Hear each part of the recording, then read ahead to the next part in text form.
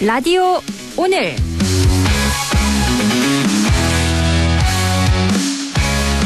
여러분 안녕하십니까? 송나영입니다. 3천만 명 이상의 고객 정보가 빠져나간 쿠팡 사태 파문이 일파만파 커지고 있습니다.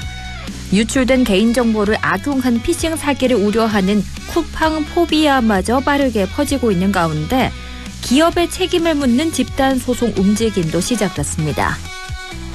이번 사태는 무엇보다 쿠팡이 외형을 키우기에만 매달리느라 정작 기본을 지키는 데 소홀했기 때문에 벌어진 일입니다. 쿠팡의 시장 점유율은 지난해 기준 22%로 국내 이커머스 업계 1위입니다.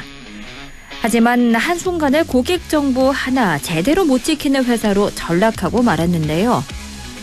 SK텔레콤, KT, 롯데카드에 이어 쿠팡까지 올해만 6,300만 건이 넘는 개인정보가 털렸습니다. 이제 더 유출될 개인정보가 있을까 싶기도 한데요. 개인정보 유출은 단순한 사고가 아니라 재난입니다. 국가적 차원의 근본적 대책 마련 서둘러야겠습니다. 안동문화방송 라디오 오늘 광고 듣고 시작합니다.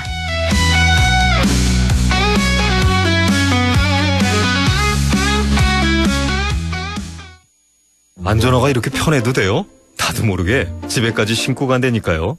우린 발이 건강해야 하니까 안전화 아무거나 못 신어요. 내가 안전해야 가족이 안심하지. 그래서 난 꼭 워킷만 신어. 워킷 안전화를 고집하는 확실한 이유가 있다. 생각의 차이가 만드는 가치 워킷. 워킷 안전화. 내게 기대 저축은행 당신 곁에 저축은행 기대하던 미래와 만나요. 당신의 기대, 당신의 미래. 저축은행에 기대세요. 내게 기대 당신의 저축은행. 12월 2일 화요일 라디오 오늘입니다. 1부 엄마 마음으로 바라본 세상사 김세롬의 세상맘사 함께하고요. 2부 이슈 오늘에서는 경상북도에서 전국 최초로 아파트 1층 영세 특화반 사업을 시작했습니다. 잠시 후 경상북도 저출생 극복본부 아이돌봄과 박정은 과장과 이야기 나눕니다. 이어서 한 주간의 시사 이슈를 알아보는 시간 최요한의 시사 따라잡기 준비되어 있습니다. 라디오 오늘 유튜브로도 다시 들을 수 있거든요. 많은 애청 바랍니다.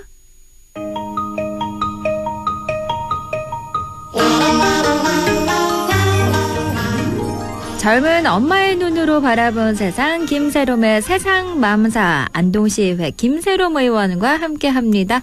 의원님 안녕하십니까? 네, 반갑습니다. 라디오 오늘 청취자 여러분들, 마음이 편안한 세상, 살기 좋은 세상을 꿈꾸는 안동시의원 김세롬, 비가 오는 날에도 바람 부는 날에도 세상 이야기 함께하는 김세롬입니다. 네, 요즘 연말이니까 시의회 굉장히 바쁘실 텐데 요즘 네. 어떤 거 하고 지내시나요? 지금 행정사무 감사 기간이고요. 네. 이제 내일 모레부터 또 예산안 심사가 또 시작됩니다. 아우, 정말 숨 돌릴 틈 없이 너무나 바쁠 것 같은데요. 그런데요. 네. 이렇게 바쁜 시기일수록 지방의회가 제대로 대접을 못 받고 있다. 이런 생각이 드신다고요? 네, 맞습니다. 자료는 산더미인데 이 막상 의회 자체를 위한 조직과 예산은 정말 최소한만 허용돼 있는 느낌이거든요. 의회에는 감시와 견제를 하라라고 요구하는데 그 역할을 할 수 있는 도구는 사실 제대로 안 쥐어주고 있는 그런 구조랄까요? 그렇군요. 사실 시민들은 의회가 좀 더 똑부러지게 이야기를 해줬으면 좋겠다 이런 바람을 가지고 있는데 이렇게 제도적으로 뒷받침이 안 돼 있다면 말처럼 쉽지 않을 것 같아요. 네, 맞습니다. 그래서 오늘은 조금 구조적인 이야기를 해보려고 합니다. 의원들이 일 좀 더 잘하게 그리고 더 세게 책임지게 만드는 법에 대해 이야기를 한번 할까 싶습니다. 오늘 주제 정말 기대되는데요. 김세롬의 세상맘사 오늘 주제는요? 네, 오늘의 주제는 지방의회법 제정 왜 필요한가입니다. 대한민국 헌법에는 이미 지방의회의 조직과 권한, 의원 선거 등에 관한 사항은 법률로 정한다. 라고 적혀 있습니다. 네. 그런데 이 헌법의 약속을 구체화할 수 있는 지방의회법은 30년 넘게 계속 미뤄지고 있습니다. 이게 헌법에는 써 있는데 이걸 실제로 구현할 법은 아직 없다. 이런 말씀이신 거군요. 네, 맞습니다. 요즘 민선 지방자치 30년을 지나면서 국회나 시도의회 의정협의회 행안부에서는 이제는 지방의회법을 만들어야 한다라는 이야기가 다시 활발해지고 있는 시기이기도 한데요. 네. 오늘은 이 법이 왜 필요한지, 그리고 의회의 권한 강화와 책임 강화가 왜 동시에 논의돼야 하는지 김새로움의 시선으로 좀 이야기 나눠보도록 하겠습니다. 좋습니다. 하나하나 여쭤볼 텐데요. 그럼 네. 이 질문부터 드려볼게요. 지방의회법 제정에 필요한 근본적인 이유는 뭔가요? 지금 지방의회는 지방자치법이라고 하는 하나의 법안에서 집행기관인 지방정부와 같이 묶여 있습니다. 네. 그러다 보니 지방의회는 지방자치라는 큰 틀 안에서 한 꼭지 정도로만 취급되고 있는 구조입니다. 그러니까 이 지방자치 전체를 다루는 큰 법 안에 의회는 조그만 부분으로 교집합으로도 아니고 그냥 조그만 부분으로 들어가 있다는 거네요. 네, 맞습니다. 근데 이게 왜 문제냐라고 이제 물으시는 분들도 있으실 건데요. 네. 지방자치의 핵심인 견제와 균형 원칙이 제대로 작동하기 어려운 구조라는 게 문제입니다. 네. 같은 법안에서 더 강한 행정 권한을 가진 집행기관과 그 집행기관을 감시해야 할 의회가 같이 묵혀 있다 보니까 의회의 위상도 그렇고 권한도 그렇고 상대적으로 약해질 수밖에 없습니다. 그렇겠네요. 감시하는 쪽이 감시받아야 할 쪽 그림자 안에 같이 들어가 있는 느낌이에요. 네, 딱 그런 구조입니다. 그래서 지방의회법은 지방자치법은 기본법으로 두고 지방의회에 대해서는 별도의 법으로 구체화하자라는 취지입니다. 국회에도 국회법이 있듯이 지방의회도 자기만의 법률을 가져서 의회의 조직, 회의 운영, 의정 지원 체계라든지 주민 참여와 정보 공개 기준을 독립적으로 정리하자는 게 제 주장입니다. 네, 그럼 이 의회를 행정부와 나란한 독립기관으로 세워주자 이런 말씀이신 거네요. 네, 맞습니다. 이렇게 되면 의회가 집행기관의 눈치를 덜 보고 시민을 대신해서 할 말을 제대로 할 수 있는 제도적 기초가 마련됩니다. 그리고 이거는 결국 시민의 권리와 연결되는데요. 네. 의회의 독립성이 강해질수록 예산 감시가 촘촘해지고 정책을 심사할 때도 시민의 눈높이에서 따져 묻게 되고 대규모 행정 결정을 할 때에도 시민의 의견을 더 강하게 반영할 수 있거든요. 네. 결국엔 의원의 편의를 위한 법이 아니라 시민의 주권을 제대로 지키기 위한 법에 가깝단 거네요. 예, 저는 그렇게 보고 있습니다. 그렇다면 지방의회법을 통해서 의회가 가장 시급하게 확보해야 할 권한은 뭐라고 보시나요? 두 가지가 제일 시급한데요. 네. 첫 번째는 독립적인 예산 편성권이고 두 번째는 사무기구 조직권입니다. 지금은 지방의회 예산을 기본적으로 단체장, 그러니까 안동시 같은 경우는 시장님과 안동시에서 편성을 합니다. 네. 우리가 감시를 해야 할 대상을 향해 아이고 우리 활동비도 좀 우리 정책연구 인력 좀 늘려주세요 라고 부탁을 해야 하는 구조인 거죠. 견제해야 할 상대에게 용돈 좀 더 올려주세요. 이렇게 말해야 하는 상황인 거네요. 예, 그런 택입니다. 그러다 보니 정작 필요한 정책 지원의 전문 인력이라든지 예산 분석 인력이라든지 법률 검토 인력을 충분히 확보하지 못하고 있고 사실 어렵습니다. 지방의회법에는 의회가 스스로 예산을 짤 수 있는 권한이 있다. 그리고 의회 사무국과 정책 지원 조직을 독립적으로 구성할 수 있다. 이런 권한이 꼭 들어가야 한다고 생각합니다. 그런데 이렇게 권한이 커진다면 시민 입장에서는 그만큼 책임도 져라. 이런 요구가 따라올 수밖에 없잖아요. 네, 정확합니다. 저는 그게 당연하다고 생각하고요. 그렇기 때문에 지방의회법이 권한 강화와 동시에 책임과 윤리 강화를 반드시 묶어가야 된다고 생각합니다. 구체적으로 몇 가지 내용이 들어가겠죠. 네, 어떤 부분들이 들어가야 될까요? 윤리 규정 강화랑 징계권이 확대돼야 됩니다. 겸직이라든지 이해충돌, 품위 유지 위반 등에 대해서 지금보다 더 구체적이고 엄격한 기준을 두고 의회가 스스로 채찍질을 하고 스스로 돌아볼 수 있는 권한을 가져야 됩니다. 그리고 의정활동의 투명성도 강화돼야 됩니다. 꼭 네. 시민분들이 1년에 한 번 꼭 나온 뉴스 아시죠? 의원들 해외 연수 관련된 뉴스. 네. 이런 식으로 뭐 상임위 활동, 예산 심사 과정, 뭐 연수라든지 표결 결과를 시민들이 다들 아실 수 있게 쉽게 공개하는 제도를 법으로 못을 박는 겁니다. 그리고 평가나 공개 그리고 주민의 심판에 대해서도 정말로 권한을 확대해야 되는 건데요. 네. 의정활동 실적을 정기적으로 평가하고 공표를 해서 다음 선거 때 주민들이 정확한 정보를 갖고 제대로 심판할 수 있도록 해줘야 합니다. 쭉 말씀하신 걸 정리하자면 권한만 달라는 게 아니라 그 권한에 상응하는 검증과 책임을 감수하겠다 이런 말씀인 거네요. 네, 그래야 지방의회를 향한 불신을 줄이고 그래도 저 사람들 일을 제대로 해보려 하는구나라고 하는 신뢰를 만들 수 있다고 생각합니다. 만약 지방의회법 제정이 된다면 우리 안동 같은 지역의 현안 해결에는 어떤 긍정적인 변화가 생길까요? 제일 먼저 떠오르는 건 전문성이겠죠. 안동만 봐도 인구 소멸과 고령화, 안동 농산물 로컬푸드 활성화, 그다음에 안동 호화, 낙강 물길공원 같이 문화 관광 자원의 보전과 활용, 산불 피해 이후의 복구와 재정 문제 등 정말 어느 하나 단순한 문제가 없습니다. 각각의 사안이 정말 인구와 경제, 환경, 재정이 다 얽혀있는 큰 과제들입니다. 그렇죠. 사안들을 듣기만 해도 전문가 팀이 붙어야 할 것 같은 큰 과제인데요. 네. 그런데 지금 구조에서는 정책 지원 인력과 전문 인력이 턱없이 부족해서 의원들이 늘 시간에 쫓겨 자료를 분석하고 조례를 만들 수밖에 없는 게 현실입니다. 네. 지방의회법으로 이 독립적인 예산과 조직권이 확보가 되면은 의회가 직접 정책 지원 인력을 충분히 들 수가 있고요.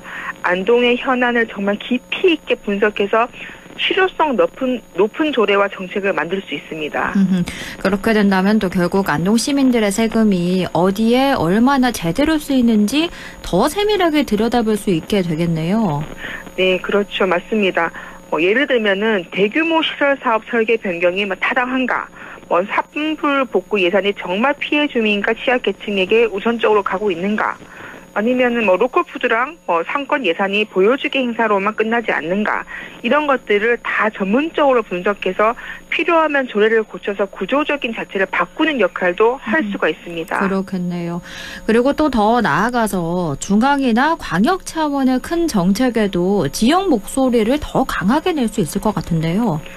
네, 특히 그 부분이 정말 중요하다고 생각하는데요. 네. 요즘 사실 선거 때 되면 슬금슬금 또 아마 내일 나올 이야기인데요. 대구 경북 행정통합 논의만 봐도 사실 중앙에서는 효율성을 위해 필요하다라고 하지만 군이랑 시단위, 그다음에 읍면동 주민들의 현실과 목소리는 정말 잘 반영되지 못하는 경우가 있지 않나 생각을 해봅니다. 네. 만약에 지방의회법을 통해서 법이 생겨서 지방의회가 대규모 행정 개편이라든지 지방재정 구조 변화라든지 광역 차원의 정책 방향에 대해서 정말 제대로 된 의견을 내고 공론장을 열어서 필요하면 제동도 걸 수 있는 힘을 얻게 된다면은 지역 간 균형 발전에도 사실 저는 아주 긍정적인 역할을 가져오지 않을까 이렇게 생각해 봅니다. 네, 오늘은 이렇게 지방의회법 제정이 왜 필요한가에 대해서 쭉 말씀을 해주셨는데요. 그럼 오늘의 맘스 생각 들어볼까요? 저는 지방의회법 제정을 미래 세대에게 더 나은 지방자치 환경을 물려주기 위한 약속이라고 생각합니다. 네. 지금 한창 말 나오고 있는 어린이집과 유치원 통합하는 유보 통합을 통해서 아이들의 교육과 복지의 질을 높이기 위해 구조를 손봤듯이 지방의회법은 지방행정 전체의 효율성과 공정성을 높이기 위한 구조개혁입니다. 권한과 책임은 반드시 함께 가야만 합니다. 지방의회가 독립된 권한을 통해 시민의 세금을 지키고 또 지역의 목소리를 더 크게 내고 중앙으로 쏠림을 견제하면서도 이 강화된 윤리 규정과 투명성으로 스스로를 더 엄격하게 관리할 때 그때 그렇게 돼야지만 비로소 시민 여러분들께서 지방의회가 제 역할을 하는구나라고 신뢰를 보내주실 거라 믿습니다. 오늘을 한마디로 정리하면은 지방의회법은 의원들의 특검법이 아니라 시민의 권한과 미래를 지키는 주민의 법이다라는 말을 전하고 싶습니다. 네, 오늘은 이렇게 지방의회법 제정의 필요성에 대해서 이야기 나눴습니다. 오늘 말씀 잘 들었습니다. 고맙습니다. 네, 감사합니다. 지금까지 안동시의회 김세롬 의원과 함께했습니다. 라디오 오늘 2부에서 뵙겠습니다.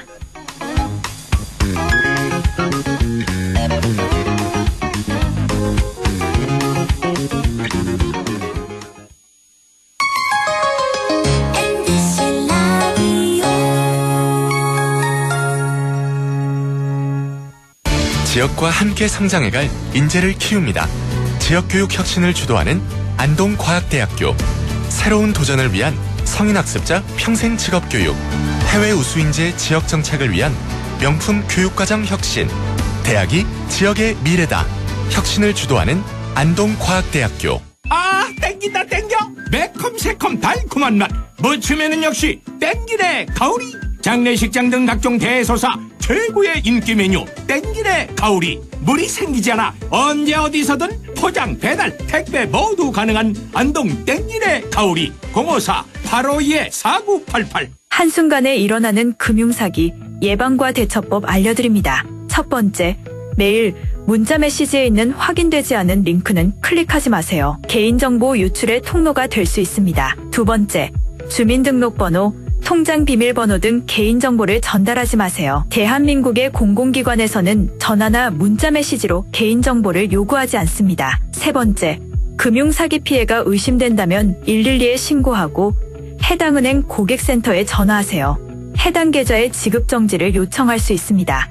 네 번째, 금융사기 피해 금액에 대해서는 해당 은행을 방문하여 피싱사기 피해금 환급을 신청하세요. 다섯 번째, 은행의 보안 서비스를 적극 활용해주세요. 확인되지 않은 PC에서는 이체가 안 되게 하거나 해외 IP를 차단하는 등 금융사기 예방이 가능한 서비스를 이용할 수 있습니다. 한순간의 클릭으로 일어나는 금융사기 예방과 대처법을 꼭 기억해주세요.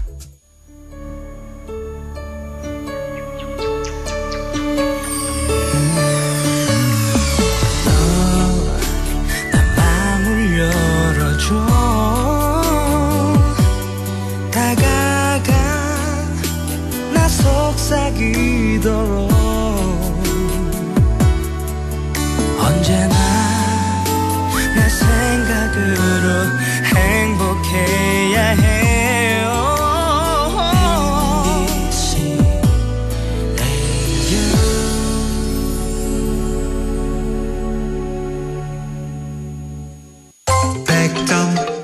MBC 라디오 6시 22분 45초 지나고 있네요. 이슈 오늘입니다.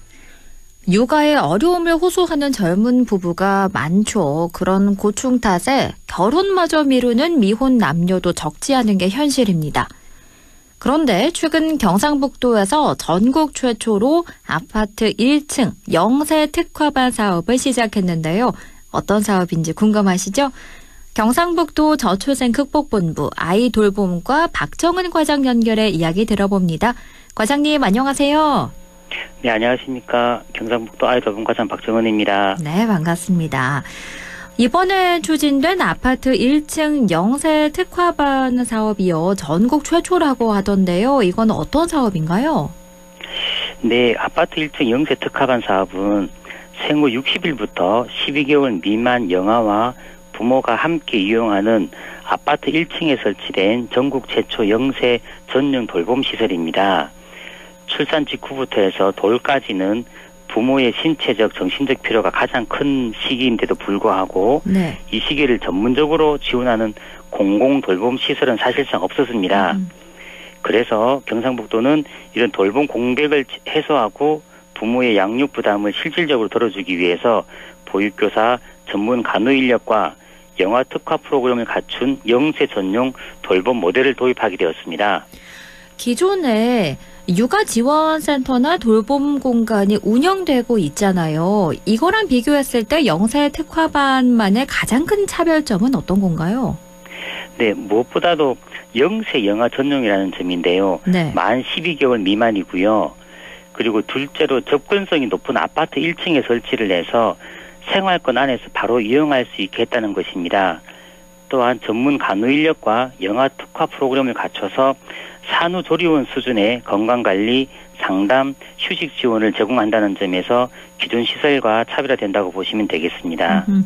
말씀해 주신 것 중에 아파트 1층에 설치했다는 점이 굉장히 인상적이던데요.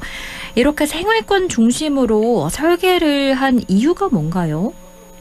아시다시피 그 출산 초기에는 외출 자체가 쉽지는 않습니다. 네. 그래서 부모가 엘리베이터만 타면 바로 이용할 수 있는 곳, 가장 가까운 생활권에서 돌봄을 받을 수 있도록 아파트 1층을 선택하게 되었습니다. 접근성을 최우선적으로 고려한 결과입니다. 이용이 정말 쉽겠다 이런 생각이 들고요. 그리고 또 한 가지가 전담 간호사가 상시 배치된다는 점이에요. 간호사는 어떤 역할을 하는 건가요?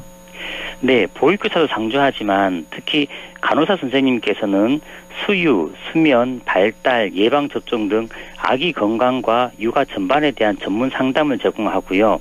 아이의 건강 상태를 바로 확인해 줄 수 있기 때문에 부모님들이 큰 안심을 느끼고 있다고 볼 수 있습니다. 그렇겠네요. 또 부모 회복을 위한 틈새 돌봄도 제공한다고 하던데요. 이건 어떤 방식으로 운영되나요? 네, 영세특화반에서는 여러 가지 프로그램들이 운영하고 있는데 이때 프로그램들이 진행되는 동안에 전문 인력이 영아를 돌보고 부모는 잠시 휴식을 하거나 상담을 받을 수 있도록 운영하고 있습니다.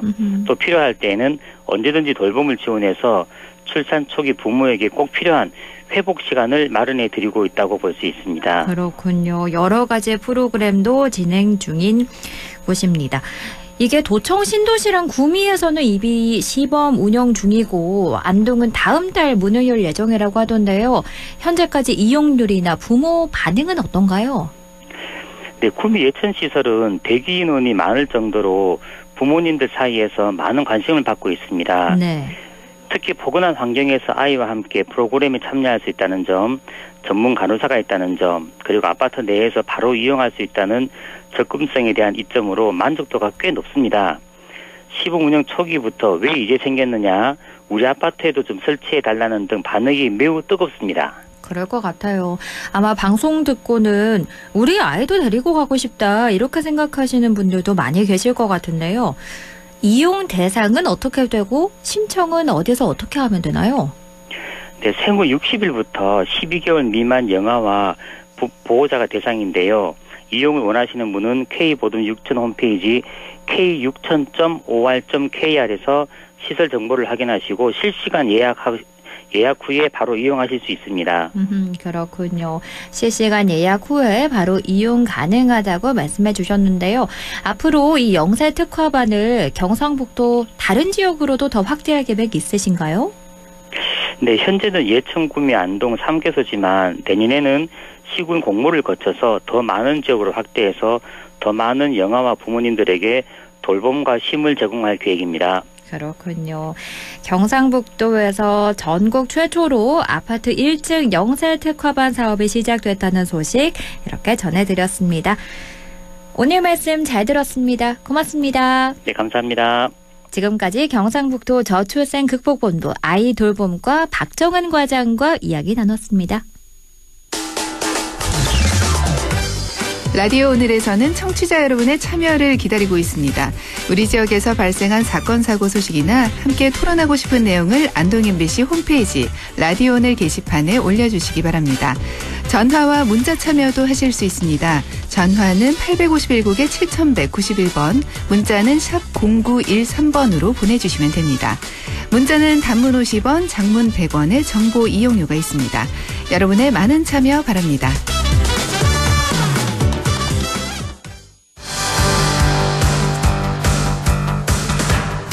시사 이슈를 함께 이야기해 봅니다. 도널드 트럼프 미국 대통령이 가자지구 휴전안 정리와 미국 연방정부 셧다운 사태가 일단락되자 그간 미뤘던 우크라이나 종전안을 재차 밀어붙이고 나섰는데요. 최요한의 시사 따라잡기, 오늘은 우크라이나 평화 협상에 대해 최요한 시사평론가와 이야기 나눠봅니다. 평론가님 안녕하세요. 예, 반갑습니다. 최요한입니다. 이 우크라이나 러시아 전쟁에 대한 건 정말 오랜만에 또 다뤄보는 것 같은데요. 전쟁은 그렇습니다. 끝나지 않았습니다. 않았습니다. 예. 볼로디미르 젤렌스키 우크라이나 대통령이 현재 자국에서 정치적으로 궁지에 몰렸다고 하는데 지금 어떤 상황인가요? 지금 그래서 이게 일단은 미국과 우크라이나 대표단이 엊그제 이게 플로리다에서 만났거든요. 네. 여기서 볼로디미르 젤렌스키 대통령의 부패 문제 막 이런 이야기가 나왔어요. 어허. 우크라이나로서는 기분이 나쁘죠. 그렇죠. 남의 나라에 협상하는데 대통령 부패 문제 얘기 나니까 얼마나 기분이 나쁘겠습니까? 네. 근데 일단 지금 이게 젤렌스키 대통령의 부패 스캔들은 지금 우크라이나의 국영 원자력 기업 에네르고 아톰이라는 회사가 있어요. 네. 여기서 최소 1억 달러, 우리 돈으로 1,466억 원 규모의 횡령이 적발됐습니다. 어허. 이게 뭐냐면 젤렌스키 대통령 최측근인 티무르 민디치라는 사람을 중심으로 대거 연루됐다. 그래서 젤렌스키 대통령의 정치에 입주해 서방 지원이 크게 흔들리고 있다. 이런 보도가 계속 쏟아져 나왔거든요. 네. 그런데 이 티무르 민디치가 누구냐? 젤렌스키 대통령이 그 정치하기 전에는 코미디언이었지 않습니까? 그렇죠. 그때 사업을 벌였거든요. 그 사업 파트너이자 TV 제작사 크바르탈 95라는 회사에 같이 공동 소유주였어요. 그러니까 정치하기 전부터 굉장히 친한 관계였다는 거죠. 네. 근데 이 민디치라는 사람이 국영 원자력 기업인 에네르고 아톰이라는 협력 업체들로부터 계약 수주 대가로 최대 15%의 리베이트를 강요했다고 합니다. 그리고 불법 자금을 유령 회사를 통해서 세탁한 혐의를 받고 있는 거예요. 네.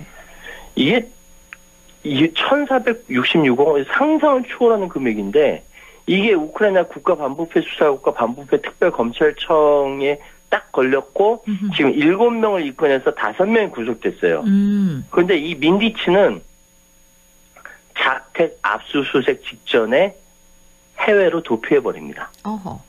이 곤란한 사람은 누구겠어요? 젤렌스키 대통령이거든요. 그렇겠네요. 상황이 이렇게 되니까 젤렌스키 대통령의 지지율이 어떤 데는 20%, 어떤 데는 40%가 폭락했다. 그리고 서방의 지원이 약하다 우려가 제기된다. 막 이 보도 나오더니 이번에 플로리다에서 만난 대표단 이 회의에서는 대통령의 부패 문제 막 얘기가 나오면서 새 선거 막 이런 얘기까지 나왔습니다. 그야말로 젤렌스키 대통령이 궁지에 몰린 상황인데 문제는 이 종전안인데요. 트럼프 대통령이 현재 밀어붙이고 있다는 종전안 내용은 어떻게 되나요? 이게 지금 제가 지금부터 말씀드리는 종전안들은요.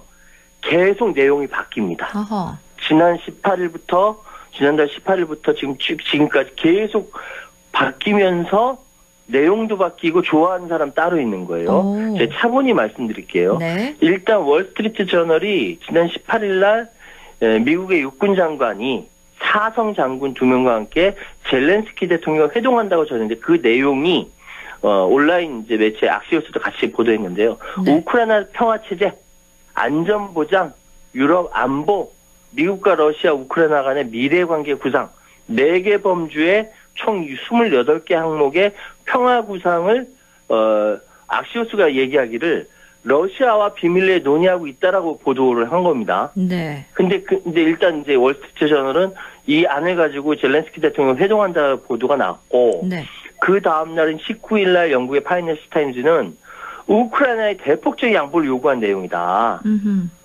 우크라이나 군 통제 아래에 있는 영토 돈바스 나머지 부분까지 러시아에 양보하는 아니다. 이렇게 보도를 한 거예요. 네. 게다가 우크라이나가 군 규모를 절반으로 줄인 방안도 있고 또 우크라이나가 핵심 무기를 포기하고 미국이 군사 지원을 축소한 내용이다. 뭐 이렇게 보도가 나오면서 제가 깜짝 놀란 게 네. 러시아어를 우크라이나의 공식 언어로 인정하고 러시아 정교회의 우크라이나 지부에 공식적인 지위를 부여하는 요구안도 넣었다.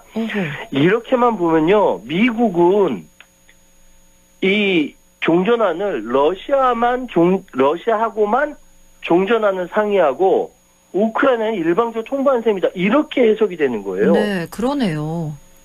그리고 20일 날 또 보도가 나옵니다. 트럼프 대통령이 우크라이나의 나토 방식 안전보장을 약속하는 방식을 제시했다. 사실 이 안전보장이라고 얘기할 때 지난 8월 18일 날 백악관에 유럽 정상들하고 젤렌스키 대통령이 같이 가가지고 같이 얘기했었거든요. 네. 그때 나토 5조 회원국 항목이 공격을 받으면 회원국 전체에 대한 공격으로 간접을 집단 대응한다. 이미 나왔던 얘기예요. 그렇죠. 근데 이번에 마치 뭐 새로운 것이냐 또 얘기를 합니다. 그러면서 이제 러시아가 돈바스 지역 전체를 확보하고 우크라이나 나토 가입은 차단한다. 서명란에는 러시아, 우크라이나, 미국, 유럽연합, 나토가 명시돼 있다. 이렇게 나와 있으니 우크라이나 입장에서는 이거 보면은 팔짝 뛸 노릇이죠. 그러니까요. 그러니까 지금 트럼프 대통령이 이 안을 들고 젤렌스키 우크라이나 대통령에게 압박을 가하고 있는 거죠? 맞죠. 그때까지 그랬죠. 21일 날 또 뉴스가 나옵니다. 네. 트럼프 대통령이 직접 폭스뉴스에 나와가지고 27일 목요일 이게 이제 부활절이거든요. 아니 추수감사절이거든요. 네. 목요일이 적절한 시점. 이때 다 그 통으로 사인하고 정리하자 이 얘기예요. 그러면서 CNN은 트럼프 또 다른 얘기로 사실은 트럼프 행정부가 올 연말까지 합의를 기대하고 있다. 뭐 이런 보도도 나왔어요.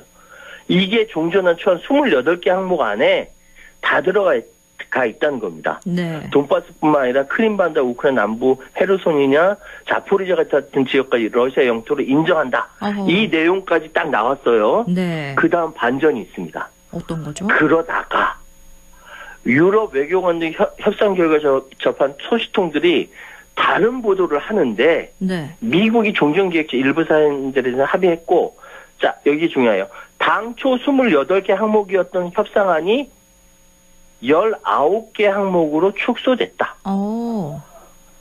미국과 우크라이나는 아직 최종안에 합의하지 않은 상황이에요. 네. 그러면서 새로 조정한 항목이 나오는 겁니다. 28개에서 19개 항목으로 축소됐는데 새로 조정된 이 방안에는 우크라이나 군대 규모를 당초 60만 병력으로 축소한 것에서 다시 80만 명으로 늘리는 거. 지금 우크라이나 군 88만 명입니다. 네. 우크라이나 나토 불가입한다. 아까 말씀드렸죠. 28개 가운데. 네. 근데 이 불가입을 헌법에 명시하는 조항도 크게 완화된다. 다시 다른 식으로 가입해도 된다. 이런 이야기인 겁니다. 네. 그러면서 일부 당국자들이 영토 문제, 아까 말씀드린 돈바스 내부지 나머지 부분은 다 러시아 영토로 인정한대요. 이거 영토 문제는 이제 대통령급에서 다룰 거다. 실무급에서 이거 얘기하지 않는다라는 거예요. 근데 지금 보면은 28개 항목에 있었을 때는 우크라이나 무기 미국에 공급하고 정보 공급해왔고 정보 공유해왔는데 그거 중단하겠다 위협하면서 종전 압박을 해왔는데 그러니까 쉽게 얘기해서 종전은 받든지 싫으면 우리 무기 안 대줄 테니까 계속 싸워. 뭐 이런 얘기였는데 네. 지금 28개 항목에서 19개로 축소되면서 가장 민감한 문제 영토 문제는 대통령급에서 결단한다. 이거는 이제 쉽게 말씀드리면은 우크라이나가 불리한 상황에서 다시 유리한 상황으로 바뀌어져 버렸다. 이렇게 해석이 가능한 겁니다. 네, 그러네요. 이렇게 예민한 상황인데 현지 시간으로 지난달 23일 미국과 우크라이나가 공동 성명을 발표했습니다. 4년 가까이 이어진 러시아와 우크라이나 전쟁을 끝내기 위한 평화 프레임워크를 마련했어요. 맞습니다. 이게 이제 다듬어지고 업데이트된 프레임워크라고 이제 이름이 됩니다. 네. 러시아에 유리하다고 비판, 유럽 연합은 난리가 났었거든요. 우크라이나 내부도 마찬가지고. 러시아에 유리하다고 비판받은 28개 조항 평화안이 수정됐다라는 거예요. 어떤 합의라도 우크라이나 주권은 완전히 지지해야 함을 재확인했다라고 양국의 성명을 딱 얘기합니다. 네. 그리고 이 제안에 우크라이나가 동의했다라고까지 발표를 해요. 그러면서 사실은 지난주에 젤렌스키 대통령이 미국 트럼프 대통령 만나려고 했었는데 이게 논의 중이다라는 보도까지 나왔습니다. 네. 그런데 일단 제네바에서 이 핵심이 되는 이제 수뇌부들이 모여가지고 평화 프레임워크 초안을 작성했는데 브리핑 자료를 보면은 네. 그들의 국익을 반영할 그들은 이제 우크라이나입니다. 네. 우크라이나 국익을 반영하며 장기적으로 우크라이나 안보를 보호할 수 있는 신뢰할 수 있고 집행하는 메커니즘이다. 라고 서로 이제 서로 논의했다라는 것이죠. 네. 그러면서 제네바에서 마르코 루비오 미국 국무장관이 지금까지 우리가 만나서 얘기했던 것 중에 가장 생산적인 만남이다. 미해결 쟁점 목록도 크게 줄였고 해결되지 않은 것도 극복할 수 없는 수준은 아니다. 이렇게까지 얘기를 했어요. 네. 그 젤렌스키 대통령도 그때는 28개 항목에 대해서는 엄청 화를 내다가 막 열받아 하다가 이번에 19개로 줄이고 난 뒤에 제네바 회담 뒤 성명을 통해서 트럼프 대통령 지금 우리에게 귀 기울이고 있다는 신호가 있다. 그리고 대통령 비서실장도 굉장히 생산적이었다. 공정하고 지속적인 평화를 향해 나가고 있다. 우크라이나도 입장이 바뀌는 겁니다. 그러니까 28개에서 19개로 왜 바뀌었는지 나오지 않았는데 네. 그 바뀌는 상황에서 우크라이나가 유리해졌다라고 이야기할 수 있는 거죠. 네, 이렇게 미국과 우크라이나 대표단이 평화 프레임워크 초안을 작성했는데 이 핵심 쟁점인 우크라이나 안전 보장과 관련해서도 진전이 있었던 걸로 보이는 상황입니다.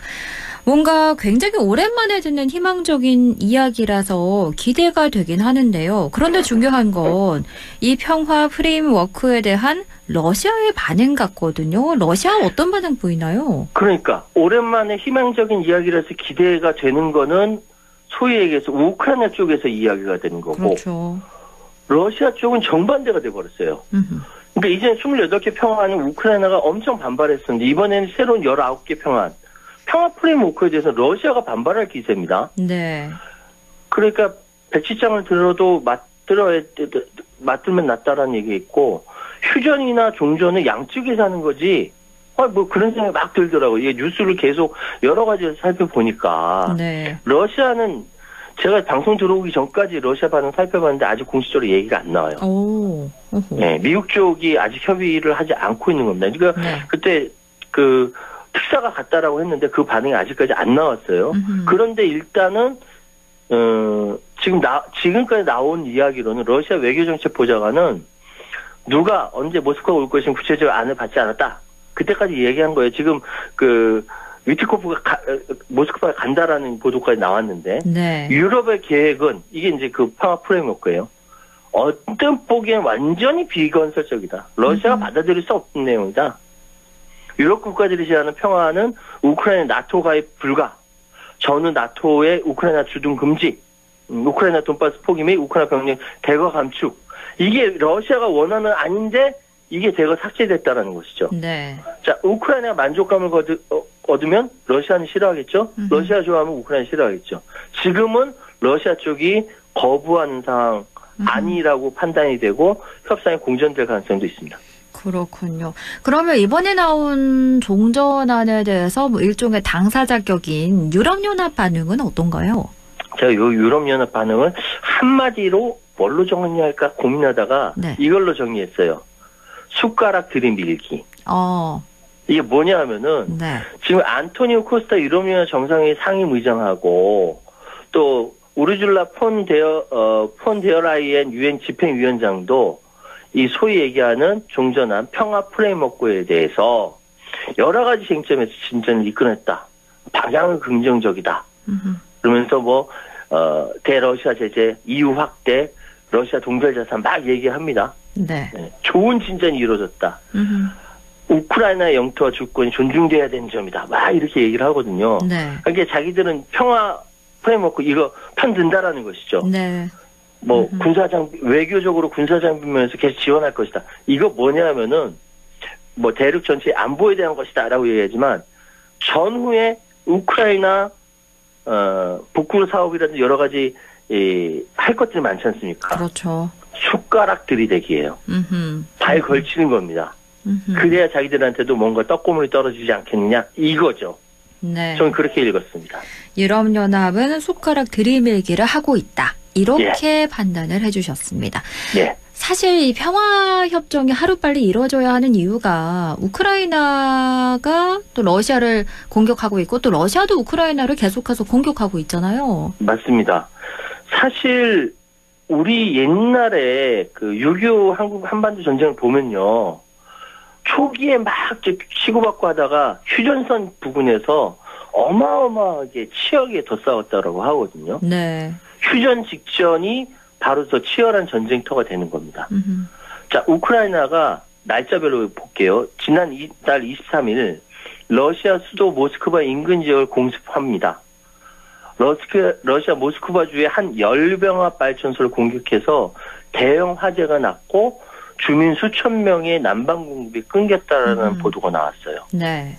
우크라이나가 러시아 점령지역 우크라이나 인접 러시아 지역 전력 난방 시설 공격했지만 지금까지 인구 2,200만 명 이상의 모스크바와 그 주변 지역에 대규모 인프라에 큰 피해를 준 적이 한 번도 없었습니다. 네. 그런데 이번에 러시아 본토 내륙에 있는 발전소를 겨냥해서 우크라이나의 최대 규모 공격 중 하나로 평가된다라고 얘기할 정도로 열병 발전소 공격해버린 거죠. 휴전 직전에 이런 일이 벌어진 거예요. 이게 23일이고요. 네. 그러고 나니까 러시아가 25일 새벽에 우크라이나 수도 키우에 미사일과 드론을 퍼부어서 6명이 숨졌다.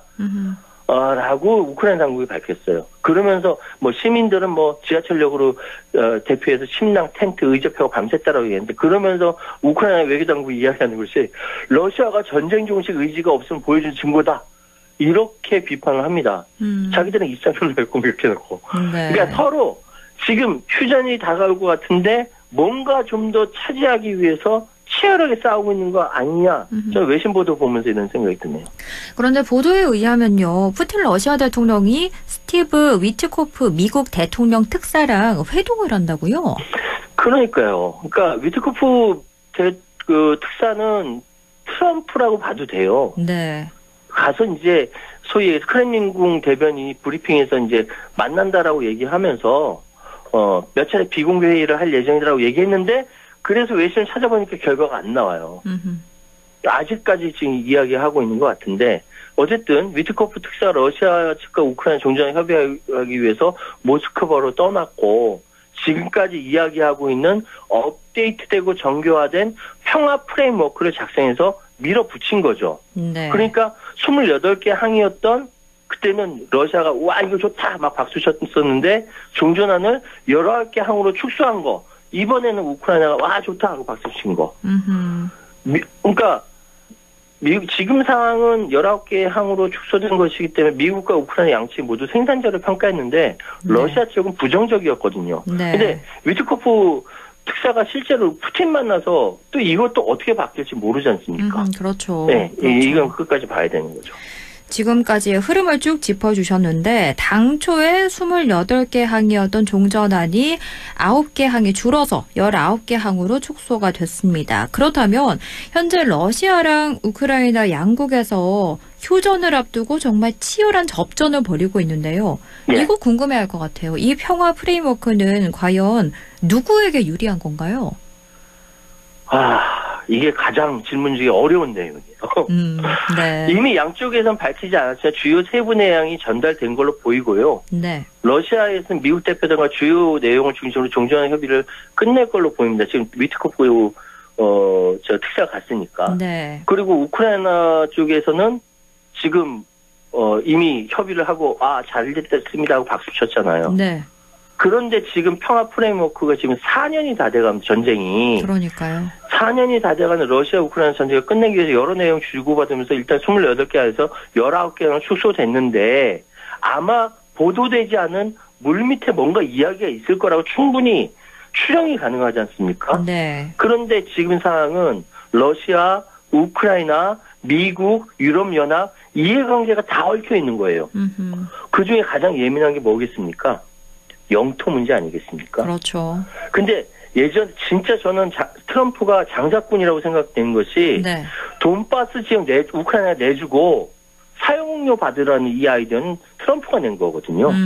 기가 막히지 않습니까? 네. 근데 이렇게 갈 것인지 아니면 이렇게 밀어붙이면서 미국이 우크라이나 안전보장을 어떤 방향으로 책임질 것인지 무슨 평화위원회 만들어서 거기에 위원장을 트럼프가 한다 뭐 이런 얘기까지 있었는데 그렇게 갈 것인지 그래서 지금 보도되지 않은 물밑에서 뭔가 내용이 오고 갔는데 그러다가 나온 것이 젤렌스키 부패 있지 않냐 새 선거 해서 다른 대표로 뽑아야 되지 않느냐는 이야기까지 나온 거예요. 네. 그러니까 이게 어디로 튈지 모르는 겁니다. 그러네요. 그러니까 누구한테 유리하다 불리하다 이야기하기 어려운 상황이라서 어쨌든 현재까지 여기 오고 그리고 우리 청취자 여러분께서는 외신 보도를 보실 때 서방 CNN이나 뭐 월스트리트저널 서방 것뿐만 아니라 타스라든지 러시아 쪽에 있는 이쪽의 보도도 같이 한번 비교하면서 좀 들으시거나 보시는 것이 상황을 파악하는 데 도움이 된다. 이 말씀 마지막으로 드리겠습니다. 네. 이렇게 평화협정을 하는 중에도 상대방을 서로 공격하고 있는데요. 하루빨리 평화가 찾아와야 하는 단계성 보여주고 있는 것 같습니다. 오늘 말씀 잘 들었습니다. 고맙습니다. 예, 감사합니다. 지금까지 최요한 시사평론가와 함께했습니다.